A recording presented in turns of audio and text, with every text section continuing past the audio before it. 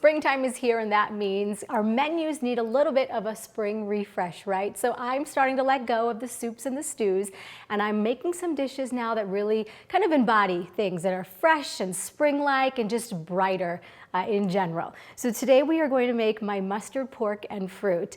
Mustard fruit doesn't sound like they pair well together, but this is one of my favorite dishes. And actually, I'm so excited that I'm making it right now because that means I get to enjoy it for dinner tonight, even though we just had it last week. But one of my favorite dishes that I do with pork, I have right here a country-style boneless pork rib. Look at how beautiful these are. They are very thick, they're meaty, they're gonna be perfect for slow roasting in the oven. So we need to coat these boneless pork ribs in just a really good mustard sauce that we're gonna make, starting with some Dijon mustard. Very simple, and we're gonna throw it in this bowl here. So Dijon mustard goes in, then fresh garlic that I just grated. Smells so good. Fresh garlic is essential to this. If you don't, you can substitute garlic powder, but try to use the fresh garlic for me. A whole load of salt and pepper because this is going to be the seasoning for the pork. Some apple cider vinegar, that pairs very well with pork and the Dijon mustard. And this, this guys is a spice mixture from heaven. I wish you could smell it. So I have whole seeds in here of caraway and fennel. And then I just have some ground coriander as well. If you have whole coriander seeds, that's fine too. So what I did with my mortar and pestle, I just kind of ground some of the spices, but I kept some of them whole too, because those are gonna toast up really nicely once you put this all on the pork. So that's going in there too.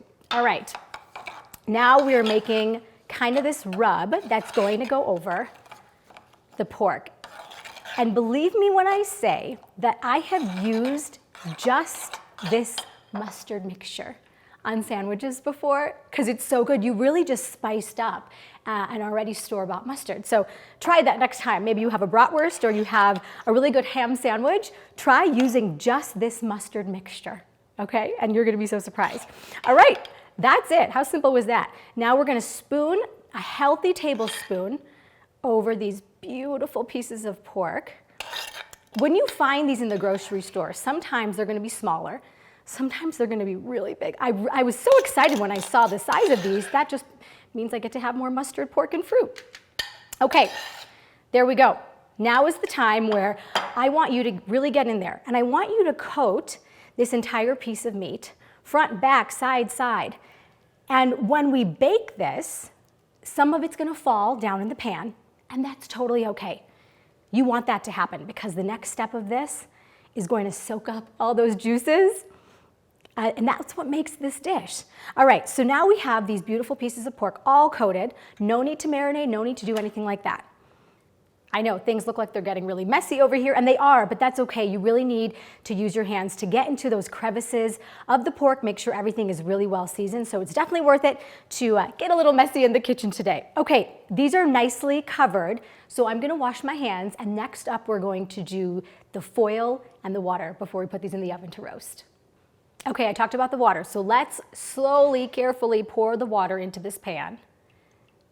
And you want enough of water that's going to fill up kind of, 3/4 of the way. Of course, you want to be very careful because when you transfer it to the oven, you don't want things spilling everywhere, but the juices are going to drip down into this water, okay? And the water is also going to help steam and cook up the pork too.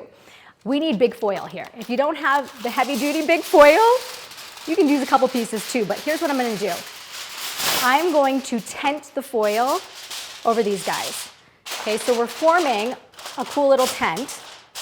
This is gonna go in the oven on high heat for a couple hours.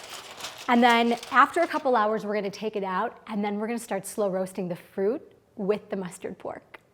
Okay, so the pork is having its first round of roasting in the oven. We're gonna get the fruit ready.